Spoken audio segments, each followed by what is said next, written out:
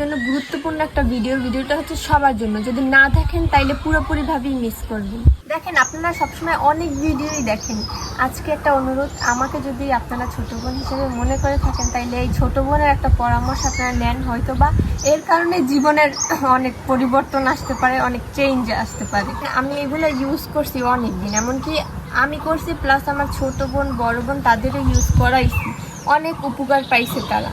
উপকার পাওয়ার মাধ্যমে এইটা আমি চিন্তা করলাম যে না, এটা আপনাদের কাছেও শেয়ার করা আমার দরকার। এই জন্য আমি আপনাদের কাছে এগুলো শেয়ার করবো। আর যদি আপনাদের ভালো লাগে তাইলে এটা ব্যবহার করতে পারেন, না ভালো লাগলে নাই।